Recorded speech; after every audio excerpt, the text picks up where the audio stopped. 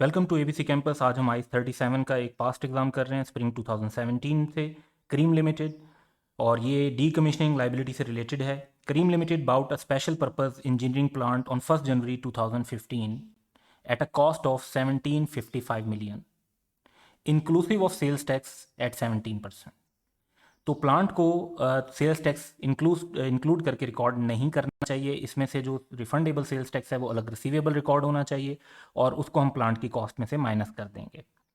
Further, KL is required to decommission the plant after a period of 2 years। Decommissioning cost is estimated at ₹300 million, यानी 2 years के बाद जो है 300 million हमारे spend होंगे उसको डीकमीशन करने पे। एप्लीकेबल डिस्काउंट रेट 11% है, जिससे हम फेयर वैल्यू के प्रेजेंट वैल्यू कैलकुलेट कर सकते हैं। KL uses the cost model for subsequent measurement of its property, plant and equipment, and plant is being depreciated using the straight line method over its useful life। तो question की requirement हमसे ये है कि हमने जर्नल एंट्रीज पास करनी है for the year 2015 and 2016। जो प्लांट है इसकी लाइफ भी 2 years है, और इन 2 years की जो एंट्रीज हैं वो हमने पास करनी है फॉर 10 marks। तो सबसे पहले हमें प्लांट की सही कॉस्ट डिटरमिन करनी पड़ेगी, जिस पे हमने प्लांट को रिकॉर्ड करना है, जिसमें दो फैक्टर्स हैं। एक तो ये कि हमने सेल टैक्स को माइनस करना है, और जो present value of D commissioning liability होगी उसको हमने प्लांट की कॉस्ट में ऐड करना है। तो इस स्टेप की तरफ चलते हैं।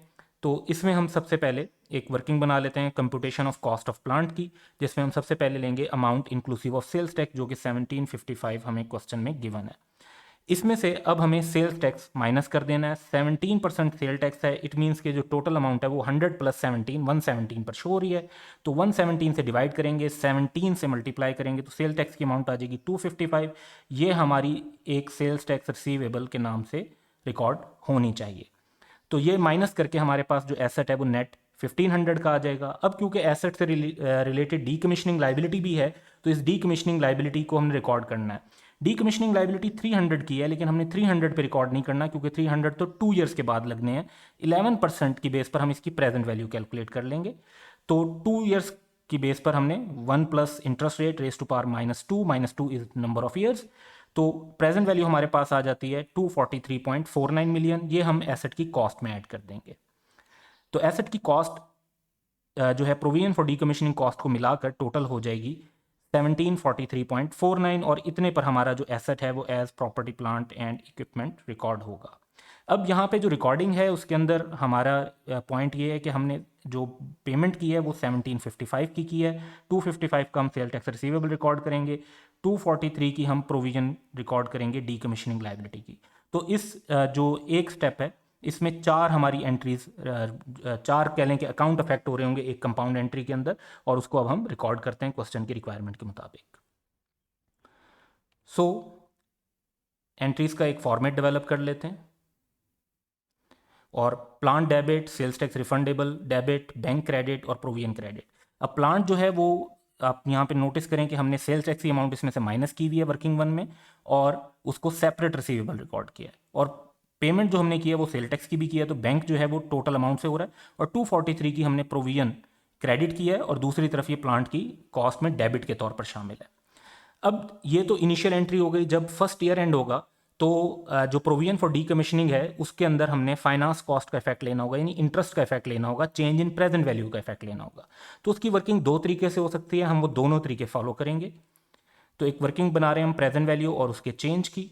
तो 1 जनवरी को जो हमारे पास प्रेजेंट वैल्यू है 300 इंटू 1.11, 11% इंटरेस्ट रेट की बेस पर और 2 years के टाइम की बेस पर, दैट इज 243.49। और ये तो फर्स्ट टाइम हम रिकॉर्ड कर रहे हैं, तो देर इज नो चेंज।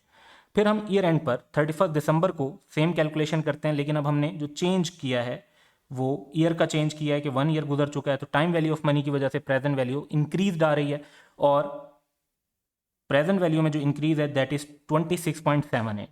अब जितना भी increase in present value time की वजह से होता है वही इंटरेस्ट होता है। तो अगर हम लाइबिलिटी के ऊपर सेपरेटली इंटरेस्ट कैलकुलेट करें तो वो भी हमारे पास सेम अमाउंट बनेगी। जो हमने 243.49 का लाइबिलिटी रिकॉर्ड की हुई 11% इंटरेस्ट लेंगे, तो वो भी हमारे पास 26.78 आएगा। तो अब इस इंटरेस्ट की एंट्री ये है कि हम इंटरेस्ट एक्सपेंस को यानी फाइनेंस कॉस्ट को डेबिट करेंगे, और प्रोविजन फॉर डीकमिशनिंग, क्योंकि अभी तक हमने पेमेंट तो नहीं की इसकी, तो हमारी लाइबिलिटी इंक्रीज हो जाएगी। तो finance cost debit, provision for decommissioning credit.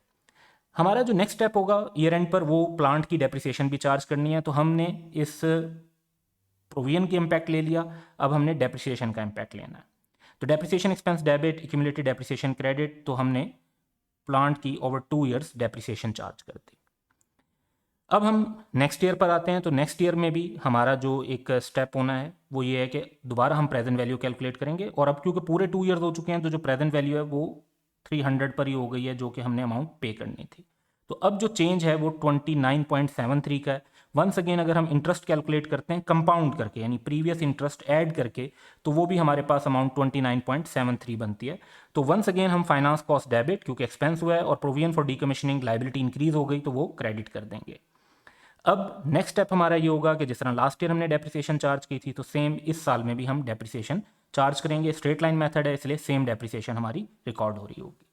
अब जब 2 ईयर्स कंप्लीट हो गए तो एक पॉइंट तो ये होगा कि हमें अब डीकमीशनिंग कॉस्ट इनकर करनी है। जब डीकमीशनिंग कॉस्ट हम इनकर करेंगे तो बैंक क्रेडिट हो जाएगा, क्योंकि हम पेमेंट कर रहे होंगे, और डीकमीशनिंग कॉस्ट इनकर करने के बाद जो हमारी लायबिलिटी थी प्रोविजन फॉर डीकमीशनिंग की, क्योंकि हम वो पे कर चुके हैं, तो वो हमारी लायबिलिटी खत्म हो जाएगी। तो provision for decommissioning debit and bank credit.